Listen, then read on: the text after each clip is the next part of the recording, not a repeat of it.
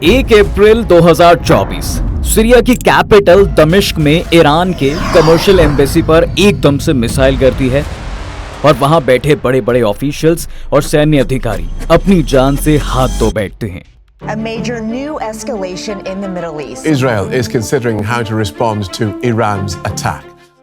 जी हाँ, ईरान ने इस बात का इल्जाम सीधे सीधे इजराइल पर लगाया कि यह घटिया हरकत सिर्फ और सिर्फ इजराइल ही कर सकता है। हालांकि इजराइल इस बात से मना करता रहा, लेकिन सच्चाई क्या है ये शायद हम सब जानते हैं। अगर आप सीरिया को इस मैप पर देखेंगे तो पता चलेगा कि वो इजराइल के बॉर्डर पर ही है और इस सीरिया के जरिए ईरान हिजबुल्लाह को वो सभी चीजें सप्लाई करता है जो किसी भी देश में अशांति फैलाने के लिए काफी हैं। जी हाँ, वही जो आप सोच रहे हैं। और अगर आप टीएमएल देखते हैं तो आपको पता होगा कि ये हिजबुल्लाह क्या है, और अगर नहीं पता तो कोई बात नहीं, हम बता देते हैं। दरअसल हिजबुल्लाह लेबनान में मौजूद एक एक्सट्रीम ग्रुप है और जो क्या करता है इसके बारे में हम पहले भी कई बार आपको अपनी वीडियोस में बता चुके हैं। लेकिन वहीं अगर इजराइल की मानी जाए तो उसका कहना है कि भाई सीरिया और इराक में ईरान का एक संगठन IRGS, जिसका पूरा नाम इस्लामिक रिवॉल्यूशनरी गार्ड सोर्स है, और ये एक पैरामिलिट्री फोर्स है जो एक्सट्रीम ग्रुप्स के साथ कोऑर्डिनेट करता है। और इसी वजह से इजराइल सीरिया से इनको खदेड़ने के लिए अलग अलग ठिकानों पर ऐसे हमले करता है। अक्टूबर 2023 से लेकर इजराइल और हमास वॉर रुकने का नाम नहीं ले रहा है। मानो इन देशों में आग सी फैल गई है जो रुकने का नाम नहीं ले रही। इस दौरान कई बार ईरान को यह धमकी देते हुए सुना भी गया कि वो इजराइल को इसका जवाब जरूर देगा। और 1 अप्रैल को जब ये हादसा हुआ तो इसके बाद ईरान चाहकर भी इससे खुद को दूर नहीं रख सका और उसने हाल ही में इजराइल पर एक के बाद एक 300 मिसाइल्स छोड़े।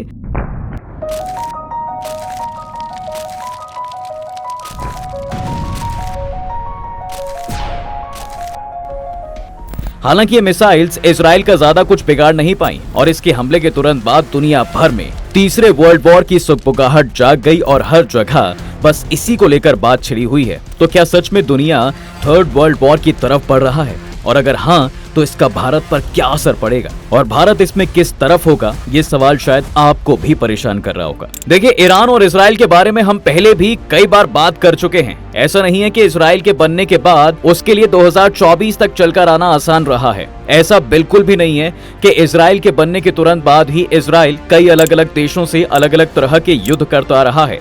और ईरान के साथ इजराइल के रिश्ते हमेशा से खराब नहीं थे, बल्कि इस्लामिक रिवॉल्यूशन से पहले भी इनके रिश्ते काफी सही हुआ करते थे। लेकिन फिर इनमें पहली दरार पड़ती है इसी समय, जिसके बाद ये खाई धीरे धीरे और गहरी होती चली गई। लेकिन अगर सिर्फ ये कहा जाए कि ईरान ने इजराइल पर सिर्फ इसलिए हमले किए क्योंकि इजराइल ने सीरिया में ईरान के दूतावास पर हमला कर दिया, ये तो काफी हद तक गलत है, क्योंकि ये एक सीरीज ऑफ एक्शंस, यानी सीधी भाषा में कहें तो ईरान का कहना है कि इजराइल के पाप का घड़ा भर रहा है और अब ये सब रोक देना चाहिए, क्योंकि ईरान नहीं चाहता कि वो किसी भी तरह की वर्ल्ड वॉर में कूद पड़े और ये दुनिया दो हिस्सों में खड़ी दिखाई दे।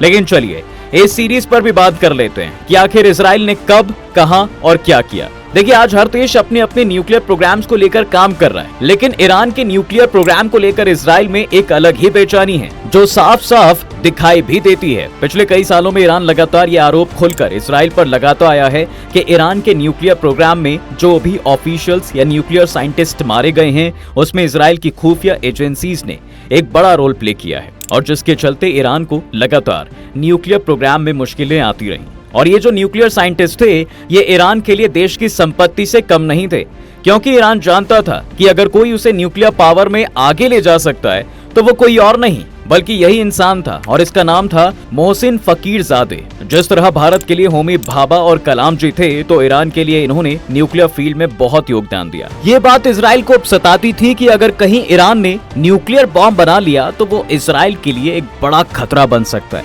जिसके लिए इजराइल की सीक्रेट एजेंसी मोसाद ने कई बार ईरान में घुसकर उसकी प्राइवेट डॉक्यूमेंट्स निकालने की कोशिश भी की, और वो इसमें सक्सेसफुल भी रही। और जब ये बात इजराइल को पूरी तरह कंफर्म हो गई कि ईरान चुपचाप एक न्यूक्लियर वेपन पर काम कर रहा है, तो उसने मौका मिलते ही मोहसिन फकीरजादे को रास्ते से ही हटा दिया और इजराइल ये आज भी मानता है कि कल को अगर ईरान को दुश्मनी निकालनी हो तो वो इजराइल पर अटैक करेगा ही। अब इसके बाद ईरान और इजराइल के बीच जो सबसे बड़ी लड़ाई दिखाई देती है वो हरम अल शरीफ को लेकर है, क्योंकि बताया जाता है कि जो भी मुस्लिम देश मक्का मदीना के बाद दुनिया की सबसे पवित्र इस जगह को इजराइल से जीतेगा वो दुनिया भर के मुस्लिम देशों का लीडर बन जाएगा, जिस वजह से ईरान समय समय पर इजराइल के अगेंस्ट खड़ा होता हुआ दिखाई देता है। और इस वॉर में अमेरिका ने कहा है कि ईरान का जवाब अगर इजराइल देता है तो हम इसमें इजराइल का साथ नहीं देंगे, और अगर ईरान इसके बाद नहीं मानता और इजराइल पर फिर कोई अटैक उसकी तरफ से होगा तो वो इजराइल को डिफेंस में जरूर मदद करेगा। और वहीं यूएन सिक्योरिटी काउंसिल को चिट्ठी लिख ईरान ने यह भी कहा कि ये उस पर सीरिया पर हुए अटैक का जवाब था, लेकिन अगर इजराइल इसका विरोध करके ईरान पर कोई हमला करता है तो फिर ये वॉर रोकना नामुमकिन होगा, और अमेरिका अगर इजराइल का इसमें साथ देगा तो इसके अंजाम अमेरिका को भी भुगतने होंगे। खैर ये तो बात थी हाल फिलहाल चल रहे ईरान इजराइल वॉर की। अब आते हैं कि क्या इफेक्ट होगा इसका दुनिया पर। देखिए ये बात आज के समय में कौन नहीं जानता कि यूरोप से लेकर मिडिल ईस्ट तक हर तरफ एक तरह की डिस्टर्बेंस का दौर चल रहा है, मानो जैसे ये दुनिया अपने अंत की ओर बढ़ रही है। और अगर ऐसे में ईरान ने इजराइल पर और ताकत के साथ हमला किया तो ये वॉर भविष्य में एक नया अध्याय और जोड़ देगा, और उस अध्याय का नाम होगा तीसरा विश्व युद्ध। बात चाहे रूस यूक्रेन वॉर की हो या फिर इजराइल हमास युद्ध की, चाहे भारत चीन की हो, नॉर्थ कोरिया व साउथ कोरिया के बीच की, ये वक्त दुनिया भर में डिस्टर्बेंस का ही है। और ऐसे में अगर इजराइल ईरान पर हमला करता है तो मिडिल ईस्ट कंट्री में जो जंग होगी उसका अंदाजा लगा पाना भी मुश्किल है। इजराइल के खिलाफ फिलिस्तीन पहले से ही वॉर जोन में है। अब ईरान, लेबनान और इजिप्ट जैसे देश भी जंग में कूद सकते हैं। ऐसे में अमेरिका, रूस, चीन जैसे बड़े देश जब इस वॉर में एंट्री लेते हैं तो समझ सकते हैं कि ये बात कहां तक पहुंच सकती है। ये तीसरे विश्व युद्ध की वजह बन सकती है। इसलिए जरूरी है साहब कि इस लड़ाई को शांति के साथ खत्म कर लिया जाए, ताकि दुनिया में जो अनस्टेबिलिटी है उसे बढ़ावा ना मिले। भारतीयों की सुरक्षा का संकट। देखिए जैसे ही ईरान इजराइल के बीच ये टेंशन बढ़ी, उस समय ईरान ने इजराइल के एक शिप पर कब्जा कर लिया जिसमें भारत के 17 क्रू मेंबर मौजूद थे। भारत का पहला मकसद इजराइल की शिप में मौजूद अपने नागरिकों को सेफली यहां से निकालना है जो ईरान की कैद में हैं। ईरान की सरकारी मीडिया इरना की सपोर्ट के मुताबिक ईरान के रिवॉल्यूशनरी गार्ड्स ने बीती रात होम्ब्रूज स्टेट में इजरायली लिंक्ड कार्गो जहाज को सीज कर लिया। इस कंटेनर शिप का नाम MSC एरीज है, जो संयुक्त अरब अमीरात और ईरान के बीच होम्ब्रूज स्ट्रेट से गुजर रहा है। जब इस जहाज पर कब्जा कर लिया गया, अब ईरान इजराइल की जंग छिड़ी तो एक बार फिर भारतीयों को सुरक्षित वापस लाने का ऑपरेशन चलाना पड़ेगा। आपको बताते चलें कि इन दोनों ही देशों में भारत के लोग बहुत बड़ी संख्या में रहते हैं। इजराइल में 18,500 प्रवासी भारतीय रहते हैं, वहीं ईरान में करीब 5,000 भारतीय फिलहाल काम कर रहे हैं। इस वॉर के इफेक्ट्स कहां तक जाएंगे, इसके बारे में डिस्कशन ना हो तो क्या फायदा। देखिए आपसे जब भी ये सवाल पूछा जाता है कि बताइए तेल के भंडार कहाँ हैं, तो ये बात सब जानते हैं कि मिडिल ईस्ट कंट्रीज में ही तेल के भंडार हैं, और उसमें भी ईरान की बात अगर की जाए तो फिर क्या ही कहना। इजराइल के खिलाफ अगर ईरान की जवाबी कार्रवाई में कहीं इजाफा देखने को मिलता है तो न सिर्फ मिडिल ईस्ट में बल्कि पूरी दुनिया में तेल की कीमतों पर जबरदस्त तरीके से असर पड़ेगा। और जब इसमें अलग अलग देश कूदेंगे तो तेल की कीमतों में जो आग लगेगी ना, वो तो लगेगी, लेकिन उसकी महंगाई कहां पहुंच जाएगी उसका अंदाजा आप नहीं लगा सकते। जब भी देश वॉर जोन में उतरते हैं तो उनकी डिमांड आर्म्स को लेकर बढ़ जाती है, और ये देशों की मजबूरी हो जाती है कि उस समय खाने पीने की चीजों से ज्यादा वॉर रिलेटेड सप्लाईज पर ज्यादा ध्यान दें। तो ऐसे में दुनिया में फूड सप्लाई कितनी इफेक्ट होगी। और ये दुनिया आज टेक्नोलॉजी की दुनिया है, जहां देश के अंदर घुसकर किसी दूसरे देश को कई तरीकों से तोड़ा जा सकता है। तो आप समझ सकते हैं ये वॉर सिर्फ एक वॉर नहीं बल्कि कई देशों के लिए बर्बादी का सबब बन सकता है। पिछले 6 महीनों में इजराइल हमास वॉर की वजह से जो अशांति और अस्थिरता फैली है उसे सारी दुनिया पहले ही देख चुकी है। गाजा पट्टी हो या इजराइल, रूस हो या यूक्रेन, ये तस्वीरें मानवता के मुंह पर वो करारा तमाचा है जो इसे दुनिया के बड़े बड़े देशों को समझना चाहिए। आज भारत एक डेवलप इकोनॉमी है और वो काफी तेजी से डेवलप्ड कंट्रीज को हर फील्ड में टक्कर दे रहा है। और इधर भारत ने ईरान में एक बहुत बड़ा इन्वेस्टमेंट भी किया है। जी हाँ, उधर अगर ईरान के साथ भारत के अपने फेवरेबल रिश्ते हैं तो इजराइल के साथ भारत की अलग ही ट्यूनिंग है। इजराइल और ईरान के बीच वॉर को लेकर भारत का रुख वैसे तो शांति वाला है, क्योंकि ये समय भारत के लिए बहुत बड़ा समय, क्योंकि देश में एक तो इलेक्शन का दौर है। लेकिन ईरान इजराइल के बीच लगातार बढ़ते हुए स्ट्रगल की वजह से भारत पर चिंता की लकीरें खींच सकती हैं। इजराइल भारत का पुराना सपोर्ट रहा है, खासकर डिफेंस और टेक्नोलॉजी से जुड़े एरिया में वो भारत की मदद करता आ रहा है। वहीं अगर बिजनेस और सेफ्टी रीजन के हिसाब से देखें तो भारत के ईरान से अपने अलग ही प्रॉफिट हैं। ईरान के इजराइल पर अटैक करने से भारत को भी इकोनॉमिक रिजल्ट्स फेस करने पड़ सकते हैं, क्योंकि ईरान तेल प्रोड्यूसर कंट्रीज में से देशों का तीसरा सबसे बड़ा ऑयल प्रोड्यूसर है। ईरान और इजराइल के वॉर में जाने से क्रूड ऑयल के इंपोर्ट एक्सपोर्ट पर भी असर पड़ेगा। भारत तो छोड़िए, अमेरिका ईरान के तेल एक्सपोर्ट पर भी बैन लग सकता है, जिससे हालात बेकाबू हो सकते हैं। और अगर ऐसा हुआ तो दुनिया में तेल संकट वहां पहुंच जाएगा जहां से तेल खरीद पाना तो दूर, उसकी खुशबू भी नहीं सूंघने को मिलेगी।